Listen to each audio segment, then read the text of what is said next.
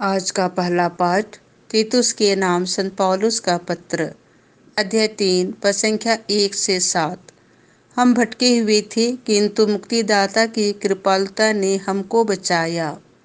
सबों को याद दिलाओ कि शासकों तथा अधिकारियों के अधीन रहना और उनकी आज्ञाओं का पालन करना उनका कर्तव्य है।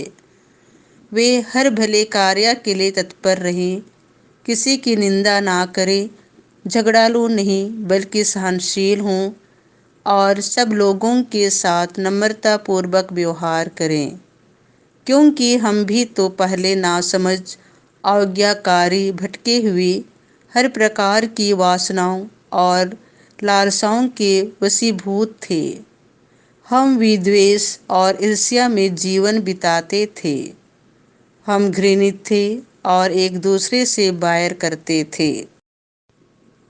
किंतु हमारे मुक्तिदाता ईश्वर की कृपालुता तथा मनुष्यों के प्रति उसका प्रेम पृथ्वी पर प्रकट हो गया। उसने नवजीवन के जल और पवित्र आत्मा की संजीवन शक्ति द्वारा हमको बचाया। उसने हमारे किसी पुण्य कर्म के कारण ऐसा नहीं किया, बल्कि इसीलिए कि वह दयालु है। उसने हमारे मुक्तिदाता यीशु मसीह द्वारा हमें पवित्र आत्मा का प्रचुर वरदान दे दिया, जिससे हम उसकी कृपा की सहायता से धर्मी बनकर अनंत जीवन के उत्तराधिकारी बनने की आशा कर सकें। संत लूकस के अनुसार पवित्र सुसमाचार, अध्याय 17, पद संख्या 11 से 19। इस परदेशी को छोड़कर और कोई नहीं मिला जो लौटकर ईश्वर की स्तुति करे। यीशु यरूशलेम की यात्रा करते हुए समारिया और गलीलिया के सीमा क्षेत्रों से होकर जा रहे थे।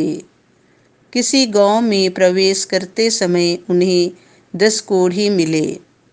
वे दूर खड़े होकर ऊंचे स्वर से पुकारने लगे, हे यीशु, हे गुरु, हम पर दया कीजिए।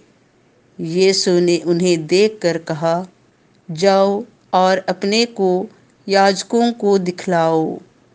और ऐसा हुआ कि वे रास्ते में ही निरोग हो गए।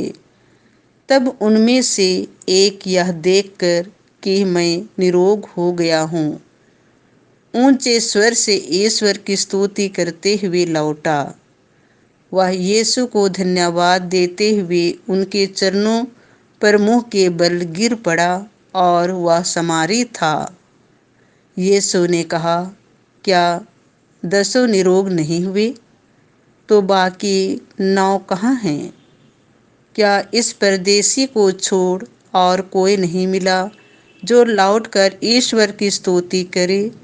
तब उन्होंने उससे कहा, उठो, जाओ, तुम्हारे विश्वास ने तुम्हारा उद्धार किया है।